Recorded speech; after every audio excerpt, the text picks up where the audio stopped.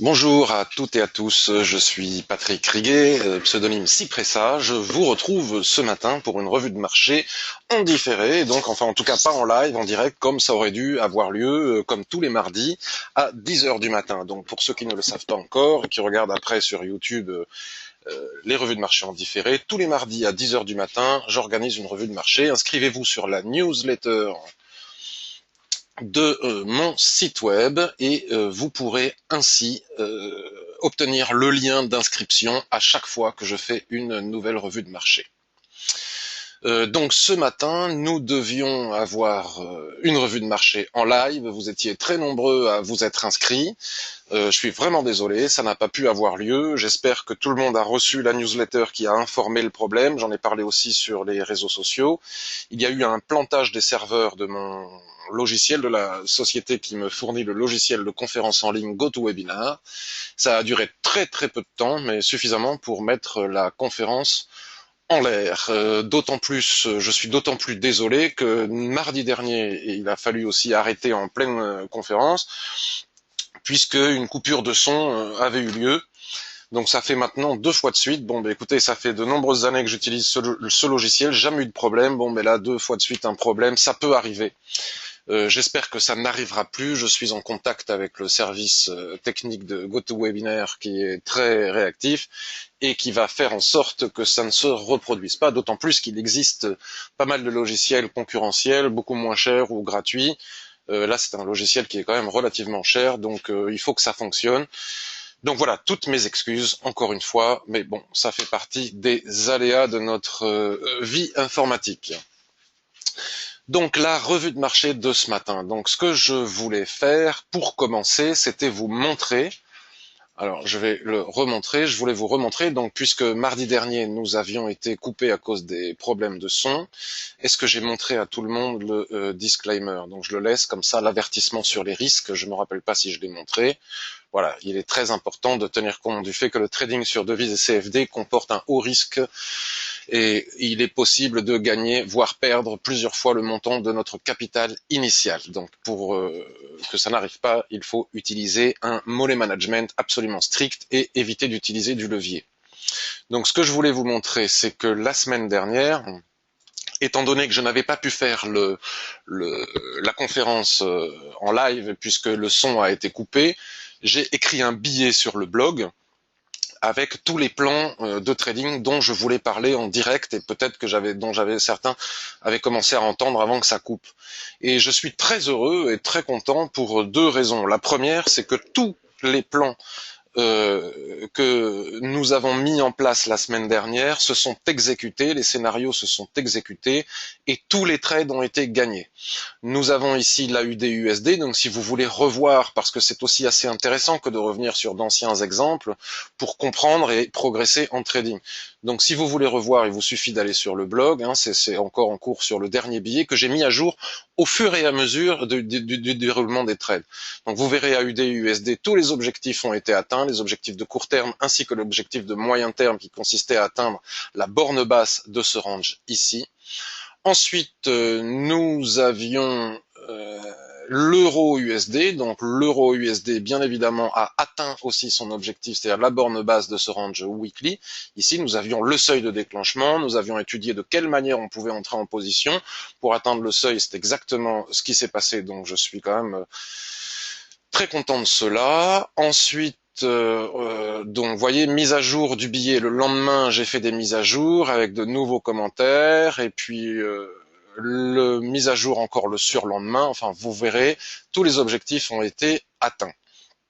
Par ailleurs, nous avons sur le forum, donc vous voyez maintenant nous allons aller sur le forum, je suis bien connecté, je vais vous montrer mon journal. Alors la cellule de veille, certains me parlent de la cellule de veille.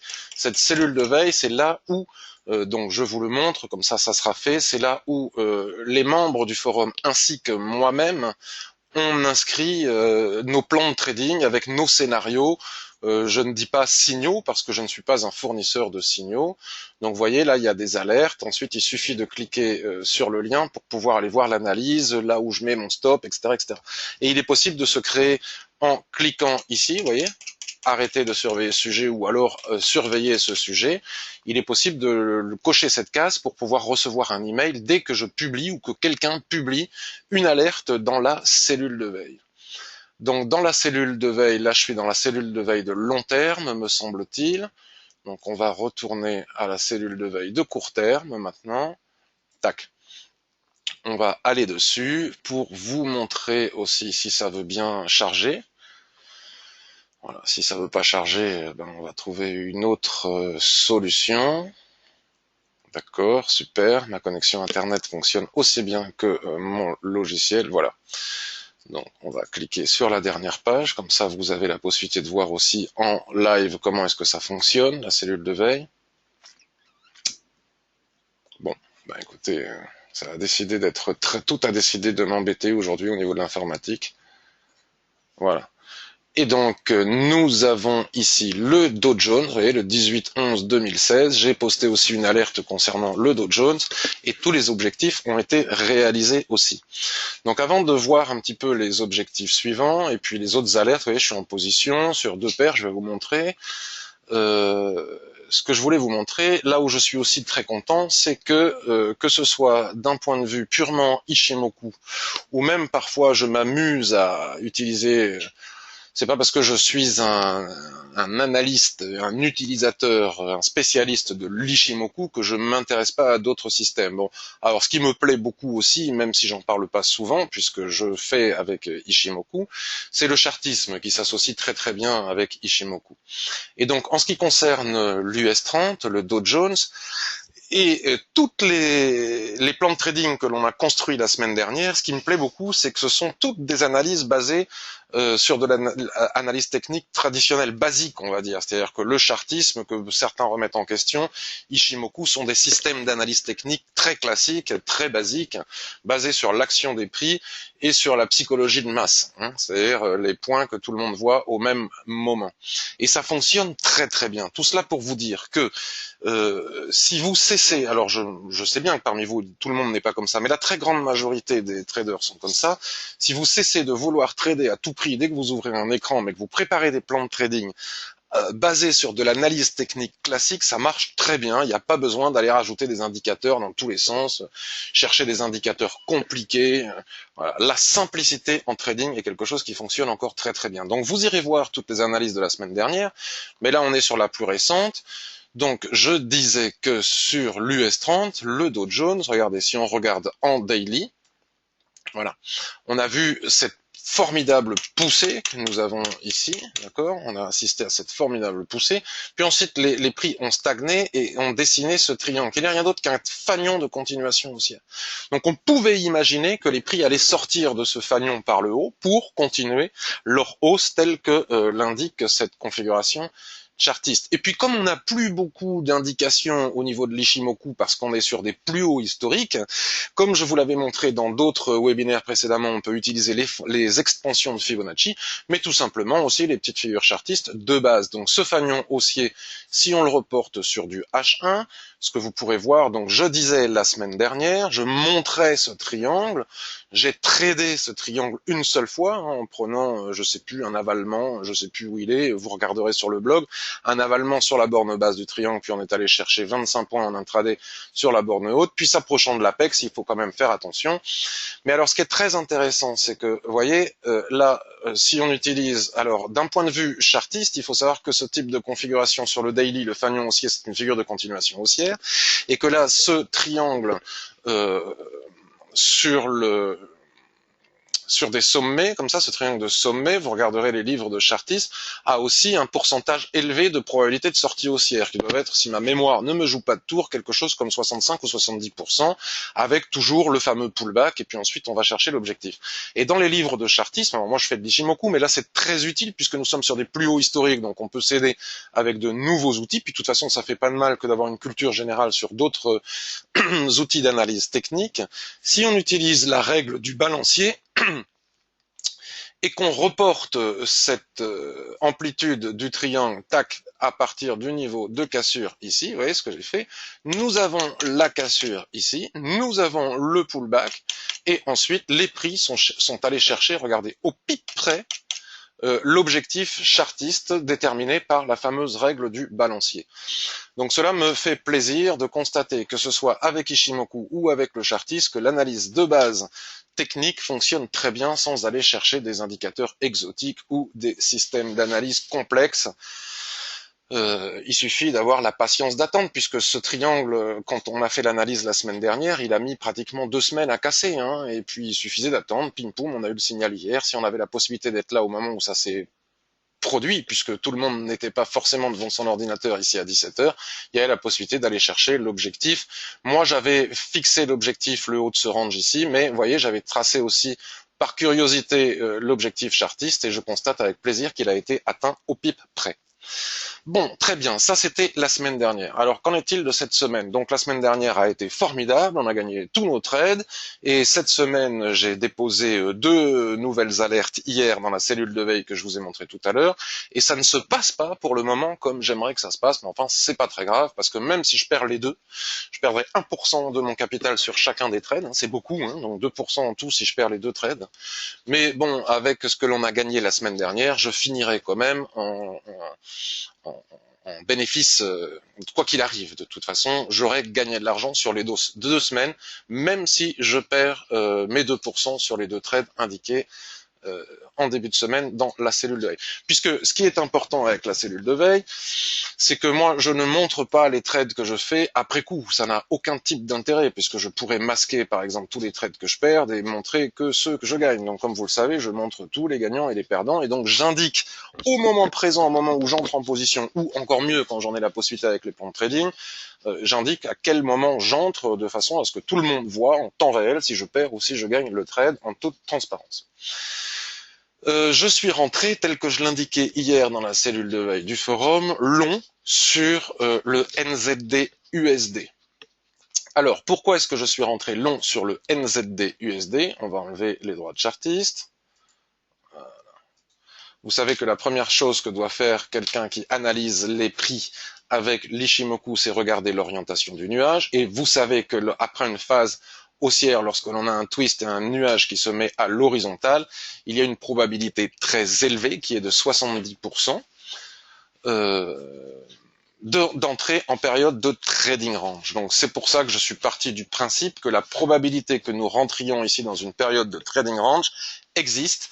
Au moins, si vous avez suivi la formation Ishimoku, vous connaissez l'importance de la zone d'équilibre, constituée très souvent d'un plat Kijun qui se redescend un petit peu ici, aligné à un plat SSB, ça nous indique la zone d'équilibre. La zone d'équilibre est une zone de machine à laver complexe, où les prix travaillent beaucoup la zone, et lorsque l'on casse la zone d'équilibre, la probabilité d'aller chercher le haut du range est très importante.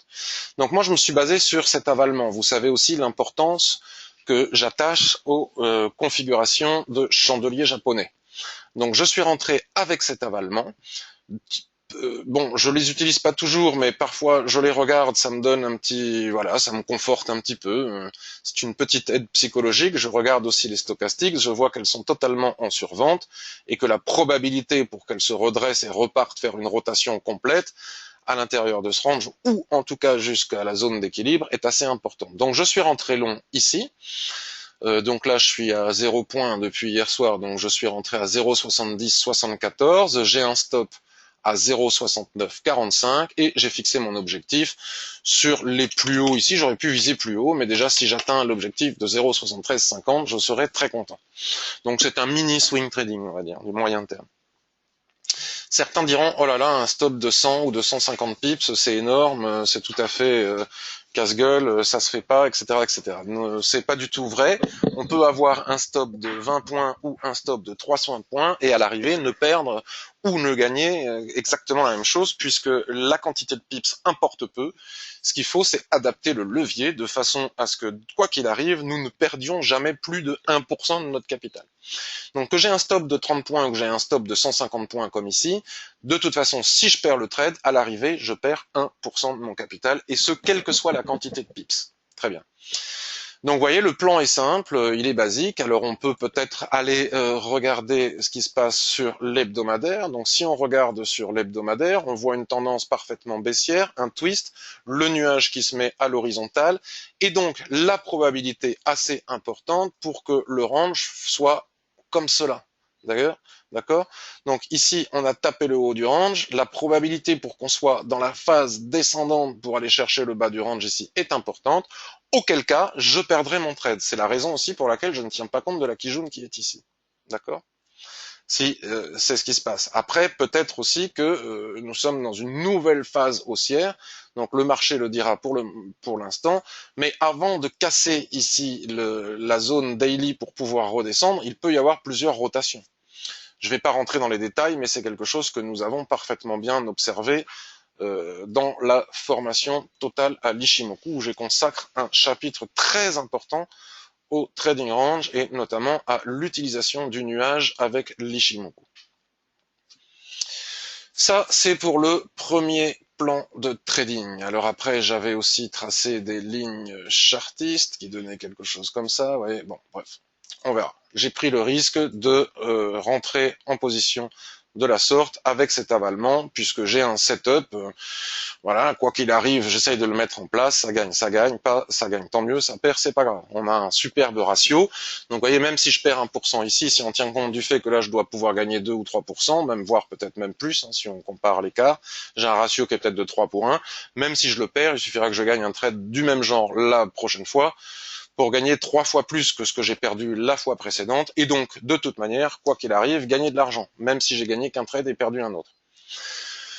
Euro-yen. Alors, je suis aussi entré en position sur l'euro-yen. Alors, si vous me connaissez, c'est rare que j'ai plusieurs positions d'ouvertes comme ça au même moment. Donc voilà, mon quota au niveau money management, il est au taquet, là, à full, je peux plus faire grand chose, je suis sur deux positions en même temps. Et là, j'ai fait exactement la même chose qu'avec le NZD USD, mais à la vente. C'est-à-dire que j'ai repéré sur euro-yen cette dérive latérale, vous voyez, qui est incontestable. On a un nuage qui est parfaitement orienté à la baisse. Ici, la cassure de ce niveau, vous voyez, la cassure de ce niveau a engendré, nous l'avions étudié, si vous regardez Euro JPY, JPI sur le forum, vous verrez que je disais aux copains du forum que la cassure de ce niveau devait probablement engendrer un objectif sur ce niveau. Il y avait des copains qui visaient des objectifs encore plus hauts, ils ont peut-être raison, mais tant qu'on n'avait pas cassé ce niveau, il était difficile de dire si on pouvait atteindre des objectifs supplémentaires ou pas.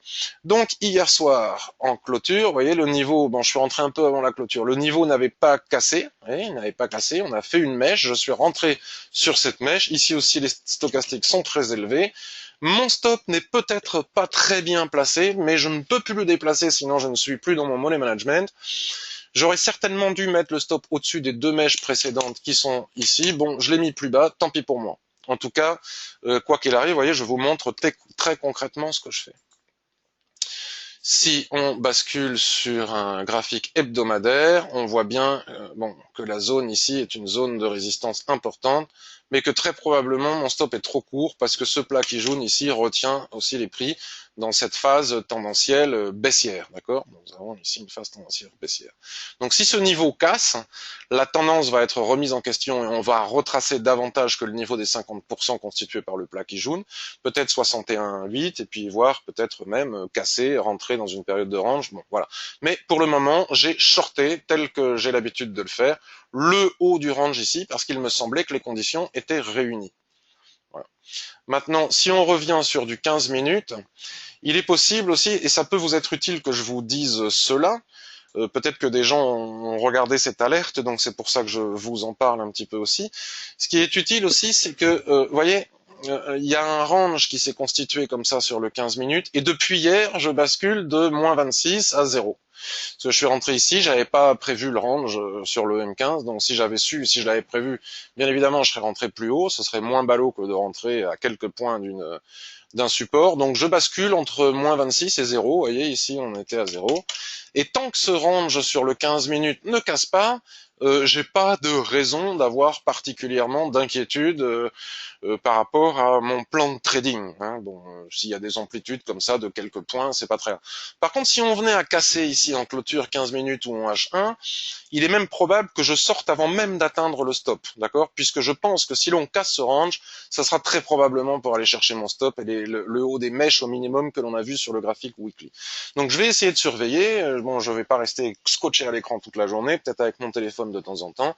Et si en clôture on casse ici sans avoir atteint mon stop, je sors. Et donc je ne perdrai pas 1% de mon capital, mais bien moins. Donc finalement, ça n'aura pas d'incidence très importante. C'est la gestion du trade. Par contre, si on a la chance, si j'ai la chance que les prix cassent cette configuration par le bas, à ce moment-là, il n'est pas impossible que mon objectif que j'ai fixé, alors là, j'ai pas l'ambition d'aller jusqu'en bas du range, parce que je ne tiendrai pas psychologiquement, j'ai fixé un objectif à 116,23, vous voyez, j'ai un très bon ratio aussi, qui doit être au minimum de 2 pour 1, voire un peu plus. À ce moment-là, si on casse le range M15 que je viens de vous montrer, la probabilité pour que je vienne chercher mon objectif est importante. Donc, pour ceux qui ne sont pas entrés encore en position, il n'est pas inutile de surveiller ce range. En cas de cassure par le haut et après pullback, on doit pouvoir aller chercher des objectifs haussiers. En cas de cassure par le bas et après throwback, enfin le contraire throwback et ici pullback, on doit pouvoir venir chercher des objectifs baissiers. D'accord? Donc en tout cas, voyez comment je vous montre tous mes trades, même ceux qui sont mal engagés. Comme le NZD USD, il est ni mal ni bien engagé, il ne bouge plus. Et donc l'euro-yen. Alors, y a-t-il quelque chose d'autre à faire ailleurs? Alors, euro-USD, c'est très intéressant l'euro-USD parce que je lis beaucoup de choses sur les réseaux sociaux. Qu'est-ce que nous raconte l'euro-USD? L'euro-USD, donc déjà, on est très content d'avoir gagné ce trade la semaine dernière. Hein, vous pourrez aller relire là où je vous l'ai indiqué. Donc l'euro-USD, c'est pas bien compliqué, c'est même relativement facile. Il est incrusté dans cette dérive latérale depuis maintenant 2 ans. Donc on nous dit les taux d'intérêt vont monter, donc ça va faire baisser l'euro, nanani, nananer. Mais tout ça, c'est de la fiction pour le moment, puisqu'on n'en est pas là. Là où on en est aujourd'hui, c'est de l'analyse technique de base classique traditionnelle. Les prix ont dégringolé depuis cette étoile filante jusqu'au bas du range. Ils ont mis un certain temps à le faire. Ici, nous avions eu une cassure importante de ce niveau avec ce chandelier, la fameuse zone d'équilibre dont je vous parlais tout à l'heure. Les prix se replient sur la zone d'équilibre et boum badaboum reviennent chercher le bas du range qu'on a ici. Si on cassait ce fameux niveau, souvenez-vous, on en a parlé la semaine dernière, enfin bon, il n'y avait pas de son, mais j'en ai reparlé sur le blog, si ce niveau cassait, sur les unités de temps inférieures, il était possible d'entrer en position pour venir chercher le bas du range ici, ce qu'on a fait et ce dont on a bien profité. Donc maintenant, il n'est pas étonnant du tout que les prix rebondissent ici, au moins partiellement sur ce niveau, et soient en train de dessiner un petit harami pour le moment, mais nous ne sommes que mardi, donc pour le moment, il n'y a pas de harami, il faut attendre la fin de la semaine. Et là, c'est très important pour les gens qui débutent ou qui n'ont pas une grande expérience, c'est-à-dire que quand les prix chutent lourdement comme ça, on voit apparaître une quantité massive de vendeurs qui rentrent au dernier moment et qui ne comprennent pas pourquoi, après une telle chute de plusieurs centaines de pips, ça rebondit. Ben, tout simplement parce qu'il faut faire des niveaux techniques, il faut faire de l'analyse technique, et là, on voit bien qu'on a un niveau technique de grande importance qui ne va pas laisser les prix passer comme ça. Donc alors je ne sais pas si on peut, moi je suis déjà sur le NZD USD, sur l'euro-yen, sur 2 ranges, donc je ne vais pas rentrer sur 18 000 paires en même temps. Là j'aime bien quand il y a une mèche basse accompagnée de fort volume pour pouvoir rentrer en position, ce qui n'a pas eu lieu, mais ce que je vais surveiller pour le moment c'est la cassure de ce niveau sur les unités de temps inférieures. Si on casse les 1,0580, je pense qu'il est possible de venir chercher les 1,0455, exactement de la même manière qu'on l'a fait ici la semaine dernière, puisque c'est le niveau, on va dire 1,0480 pour être plus précis, c'est le dernier plus bas que nous avons ici. Donc je ne vois pas ce qui empêcherait les prix de revenir chercher ce niveau. Bon voilà, là on y était presque, hein, mais 1,05.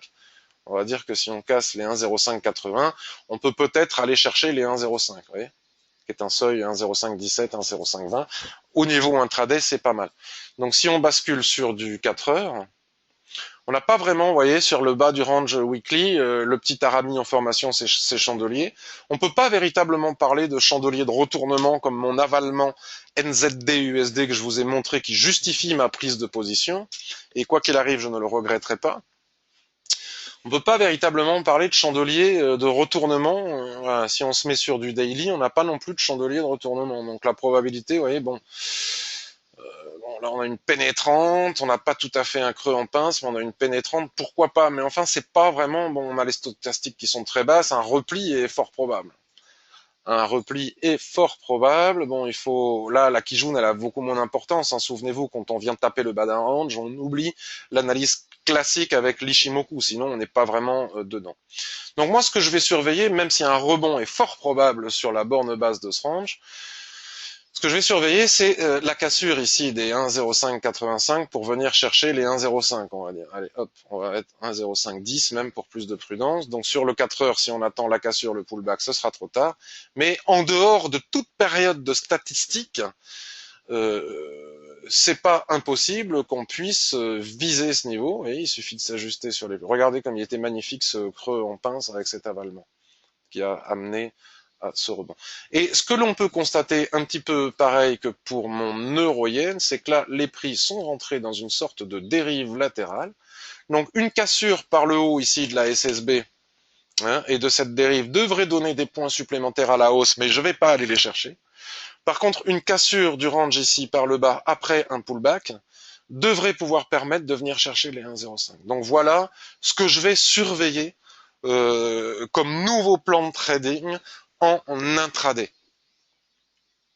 C'est très intéressant de constater ici, regardez la mèche haute qu'on a actuellement sur le haut du range. Souvent, je vous parle du directional réel volume de FXCM.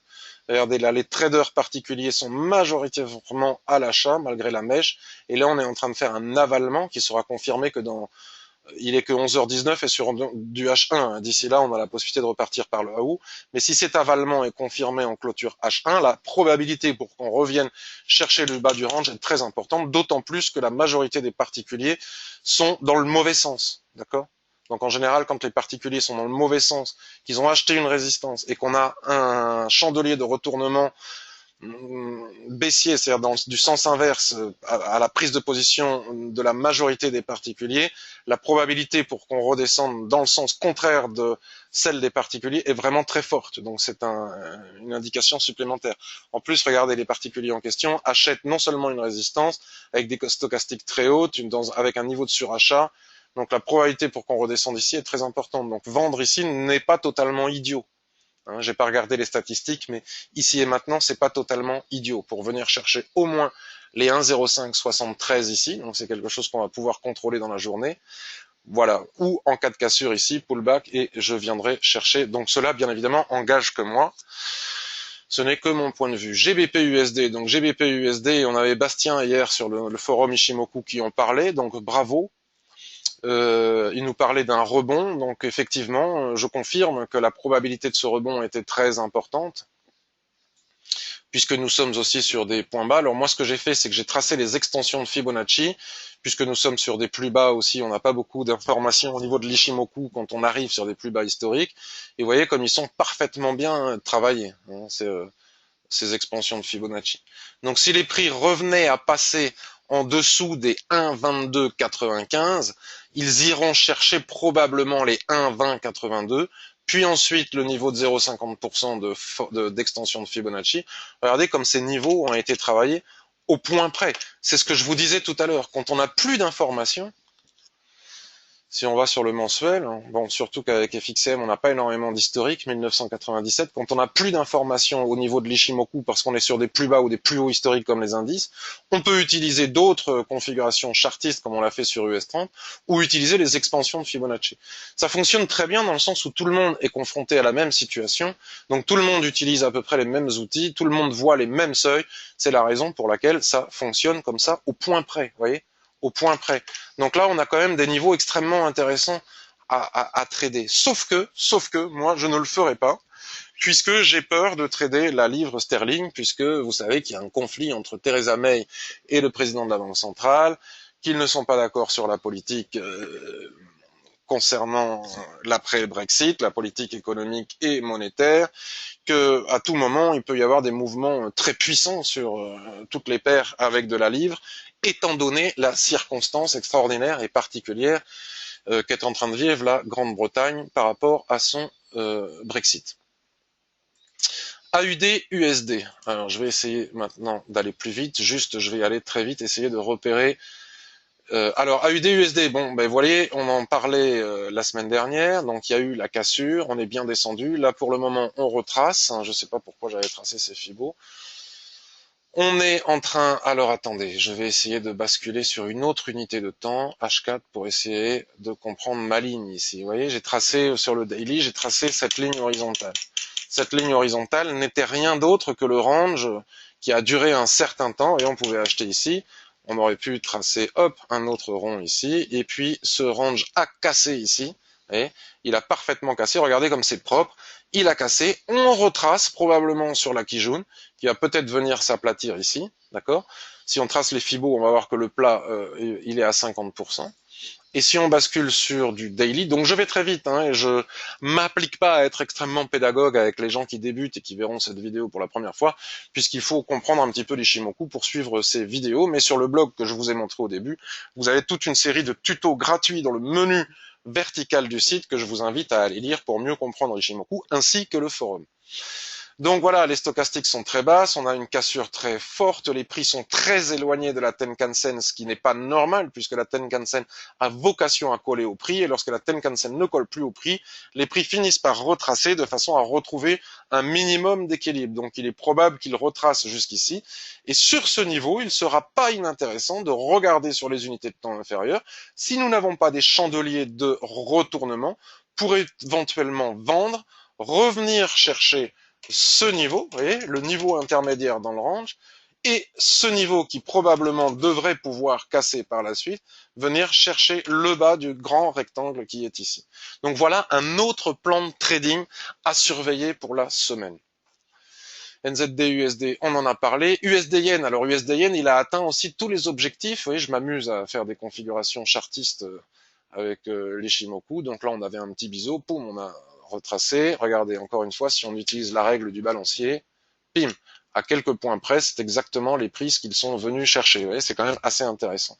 Donc, j'en ai pas parlé de l'USD Yen, mais on a atteint tous les objectifs. Hein. Quand on était à 106 ou comme ça, j'avais proposé comme objectif 107,42, puis ensuite 110, et puis là, maintenant, ça devient un petit peu plus compliqué, dans le sens où, sur le mensuel, les prix sont en train de travailler. Regardez ce pic là de la SSA, j'en parle souvent, hein, des angles droits des lignes de l'Ishimoku sont de véritables emmerdeurs, excusez-moi de ma vulgarité.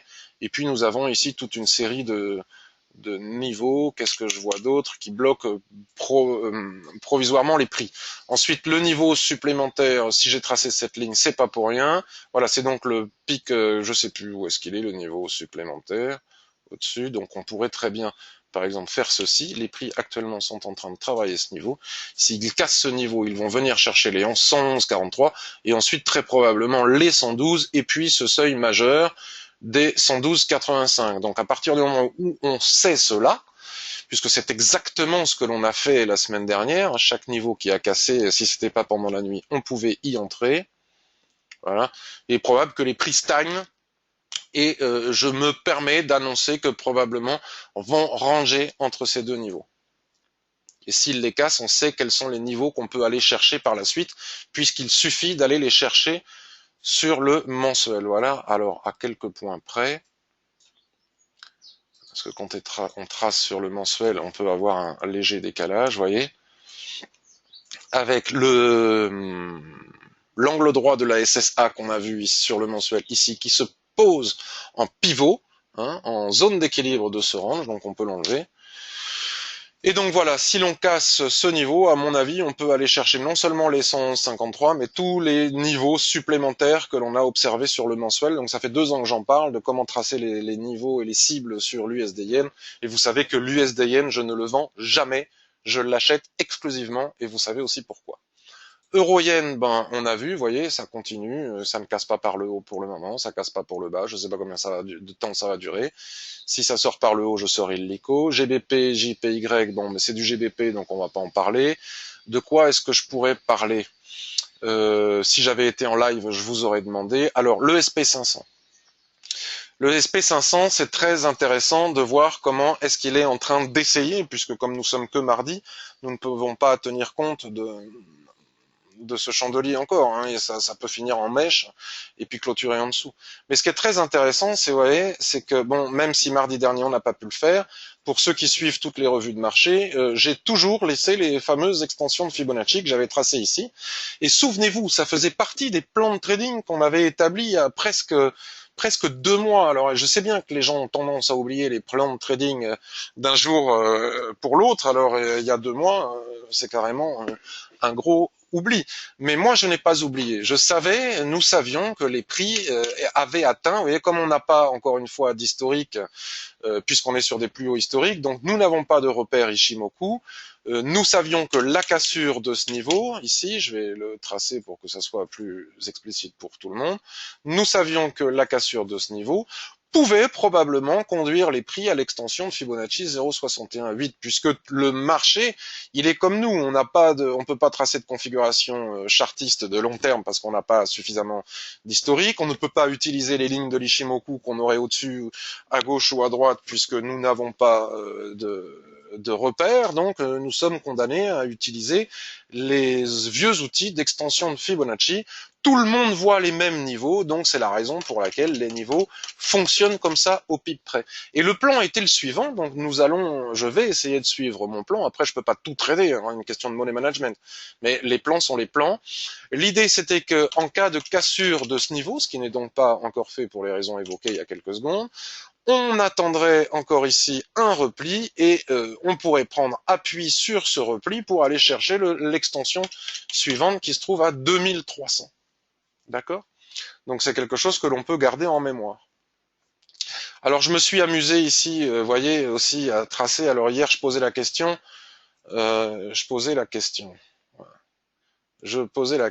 est-ce que là, parce que c'est un petit peu la limite du chartisme, pour moi qui ne suis pas un spécialiste du chartisme, je posais la question hier, est-ce que là, nous avons un triangle de continuation, un triangle ascendant de continuation, qui est le pointillé vert, ou est-ce qu'au contraire, il s'agit d'un biseau, et un biseau à vocation baissière. Donc, j'avais déjà tracé, vous voyez, à l'avance, j'avais déjà tracé le balancier, regardez, et les prix, donc, ont cassé. Alors, ce n'était pas un biseau, ou en tout cas, ce n'est pas lui qui a, voilà, c'était bien un triangle de continuation, et les prix sont venus chercher l'objectif quasiment au point près, exactement que pour notre petit US30. D'accord? Ah mince, j'ai déplacé mes lignes de Fibonacci. Bon, je les retracerai après.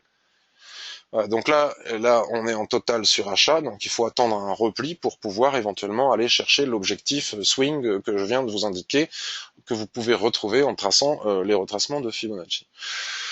Donc le DAX, le DAX, lui, il est toujours incrusté dans cette dérive latérale, donc la probabilité d'aller chercher cet objectif ici, hop, vous voyez, les lignes de l'Ishimoku, ici on en a, donc autant les mettre à profit, soit ici, soit ici. En cas de cassure des 10 865, selon moi, il est fort probable que les prix aillent chercher 11 290. Et une fois qu'ils auront cassé 11 391, il est fort probable, si j'ai tracé ces lignes ici, c'est pas pour rien, qu'on aille chercher les 11 900, je sais pas combien. Mais pour le moment, on n'y est pas. Donc ce qui est intéressant à suivre ici et maintenant, c'est ce range, vous voyez, ce range. Donc si les indices américains continuent à progresser et qu'ici nous avons des configurations en chandelier de retournement, je ne vendrai pas. Parce que vous le savez, je ne vends pas le DAX si les indices américains montent, parce que je considère que le DAX suit le mouvement des indices américains.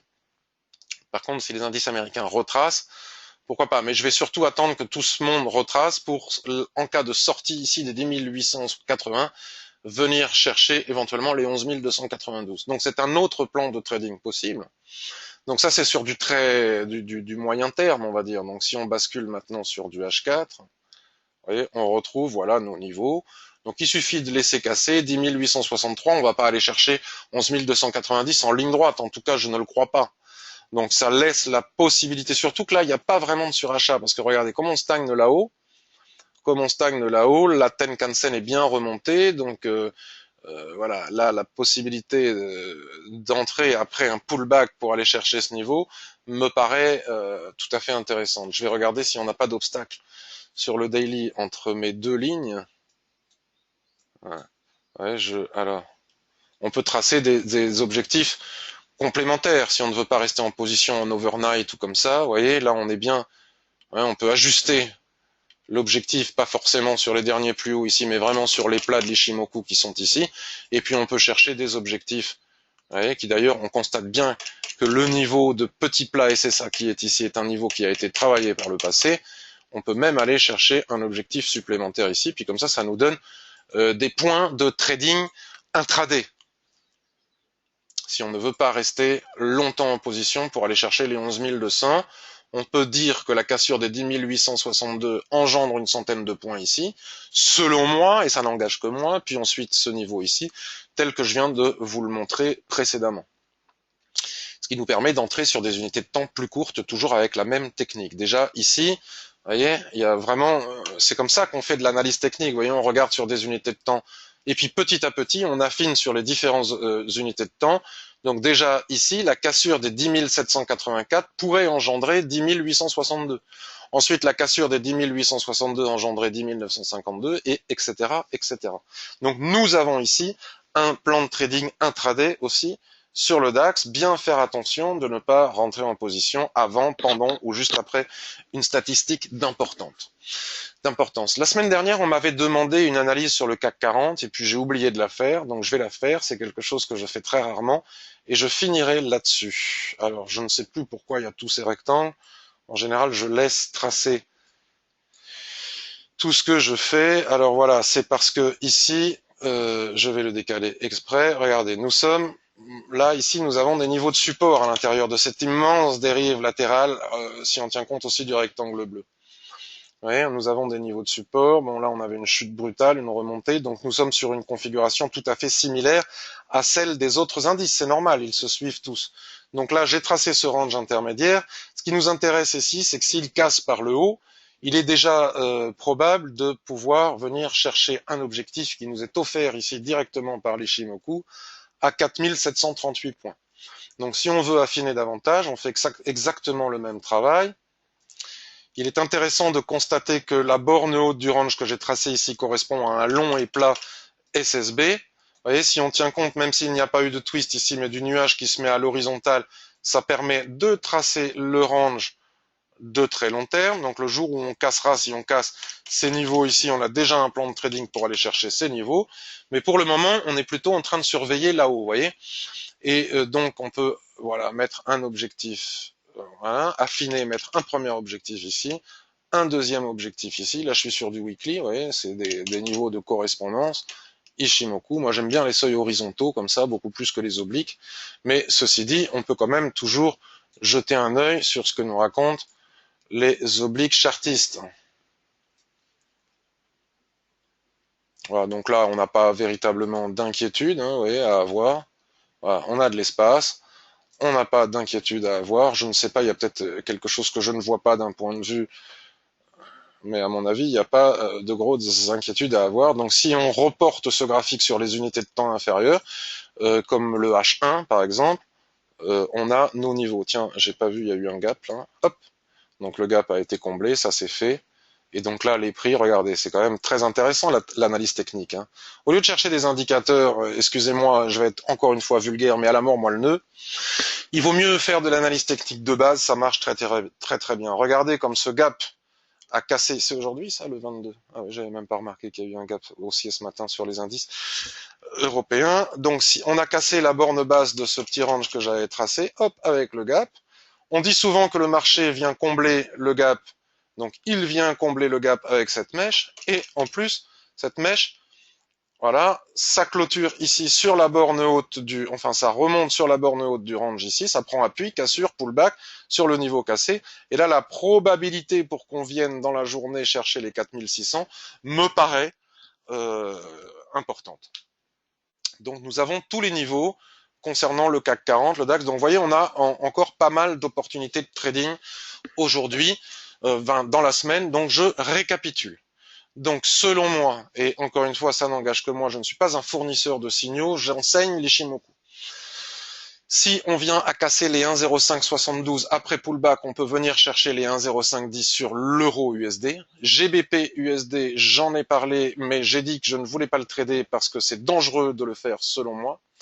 AUD USD, on a dit qu'un pullback ici sur la ligne de cassure des 0,7455 pourrait peut-être être mis à profit pour une nouvelle vente, à condition et uniquement à condition d'avoir des chandeliers de retournement sur ce niveau en basculant sur les unités de temps inférieures et regardez comme ce niveau coïncide plus ou moins avec le niveau de 50% de retracement de cette jambe de baisse du plat Kijun qui est ici. Donc vous voyez ici déjà on a un pendu. Bon voilà, moi j'aurais bien aimé que ça monte quand même plus haut pour pouvoir éventuellement envisager d'entrer, mais je vais pas rentrer sur deux paires avec du NZD, USD, ben, vous connaissez mon plan, je suis dedans, maintenant il faut que je le tienne et que je l'assume.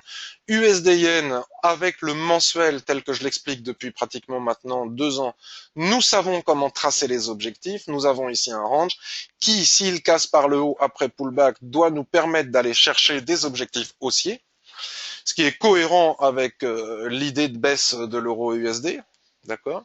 L'euro yen, ben, je suis dedans en sortie de ce range. Je pense que nous irons chercher mon stop ici, ce qui peut être un objectif haussier pour ceux qui ne sont pas rentrés dedans. En sortie de range par le bas, il est probable qu'on aille chercher mon objectif.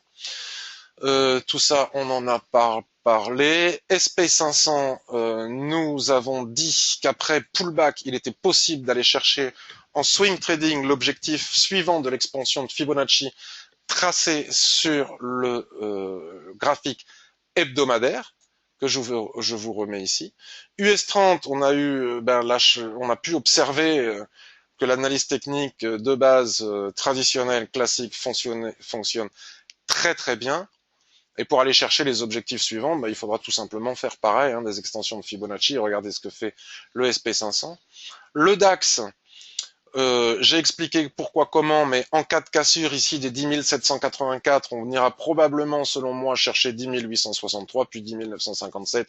Donc il faut bien attendre les clôtures de chandelier. Hein. Sinon, si on entre en se disant « Ouh là là, ça va y aller », et on s'expose à ce que finalement on clôture à l'intérieur et qu'on se retrouve en bas du range. Donc il faut bien attendre la clôture du chandelier et les pullbacks, éventuellement sur les lignes de l'Ishimoku qui vont remonter du 15 minutes ou sur d'autres unités de temps.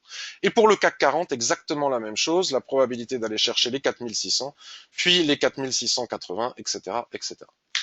Donc je vous remercie de votre écoute. J'espère que cette revue de marché vous aura plu, vous aura été utile.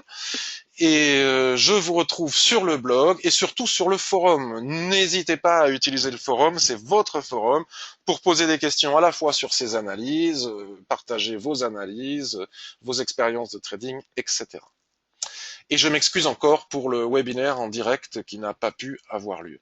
Bonne journée à tous, bonne semaine, à bientôt, bye.